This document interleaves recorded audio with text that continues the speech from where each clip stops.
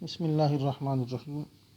बच्चों, जैसा कि पहली वीडियो में आपको हमने पढ़ना सिखाया है, उर्दू रस्मुल ख़त के जो 36 हरूफ हैं उनको हमने आपको पढ़ना सिखाया है कि किस तरह से पढ़ा जाएगा, हिंदी में कैसे उनकी आवाज़ निकलती है और उर्दू में किस तरह से बनते हैं अल्फाज। लेकिन अब हम आपको इन 36 हरूफों को लिखने की तरकीब बताएंगे कि सीधे हाथ से लिखे जाते हैं हिंदी रस्मुल ख़त, और इंग्लिश की जो रस्मुल ख़त है वो उल्टे हाथ से लिखा जाता है, लेकिन उर्दू जो रस्मुल ख़त है वो सीधे हाथ से लिखा जाता है। तो अब हम आपको लिखना सिखाएंगे कि लिखा कैसे जाएगा, और उसके साथ साथ हम आपको ये भी बताएंगे कि कौन से हरूफ पर कितने नुक्ते आते हैं। आप इसको बगौर सुने भी और फिर इसकी लिखने की मशक भी करें, और लिख करके मेरे व्हाट्सएप पर आप इसको पर्सनली मेरे पर्सनल नंबर पर आप लिख करके इसको भेजेंगे। तो यहाँ पर मैं लिख रहा हूँ। सबसे पहले अलिफ, अलिफ खाली होता है।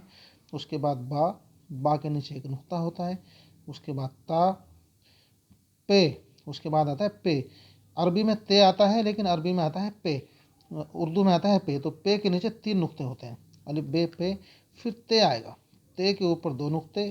फिर आएगा टे, टे के ऊपर आता है तोय बना हुआ। अरबी में जबकि टे नहीं होता, अरबी में ते के बाद सीधा से आता है, लेकिन उर्दू में ते के बाद टे आता है। फिर टे के ऊपर ये हम तोय बनाते हैं तो वो टे बनता है।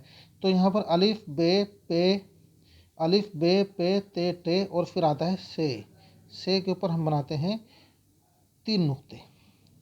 फिर आता है जीम, जीम के अंदर एक नुक्ता होता है, जीम के बीच में हम यहाँ नुक्ता रखते हैं। फिर बनाते हैं हम चे के बीच में हम नुक्ते हैं 3 नुक्ते, जीम चे। उसके बाद बनाएंगे हम हे होता है खाली, इसके अंदर कोई नुक्ता नहीं होता। फिर हम बनाएंगे खे के ऊपर एक नुक्ता होता है, जीम चे है, जीम चे है खे। अब बनाएंगे दाल, दाल के ऊपर कोई नुक्ता नहीं होता है। फिर बनाएंगे हम डाल, डाल के ऊपर होता है एक तोय बना हुआ, तो बना हुआ। तो फिर हम बनाएंगे यहाँ पर दाल डाल। फिर बनाएंगे हम जाल, जाल के ऊपर एक नुक्ता होता है। फिर रा खाली होता है।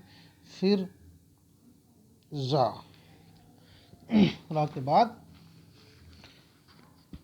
अड़े, रा के बाद अड़े, रा के बाद अड़े, अड़े के ऊपर भी एक तोय होता है। उसके बाद आता है फिर जा के ऊपर होता है एक नुक्ता। फिर बड़ी जा बोलते हैं इसको, फारसी का लफ्ज़ है। इसके ऊपर होते हैं हमारे 3 नुक्ते। ये भी इसी तरीके से बनता है जा। उसके बाद हम चलते हैं सीन। सीन जो होता है, छोटा सीन, वो खाली होता है, कोई नुक्ता नहीं होता। बड़ा शीन, बड़े शीन के ऊपर 3 नुक्ते होते हैं। उसके बाद बनाते हैं हम स्वाद, स्वाद खाली होता है, उस पर कोई नुक्ता नहीं होता। उसके बाद बनाते हैं हम ज़ाद, ज़ाद के ऊपर एक नुक्ता होता है। उसके बाद बनाते हैं हम तो खाली होता है, कोई नुक्ता नहीं होता। फिर ज़ा बनाते हैं, ज़ा के ऊपर होता है एक नुक्ता।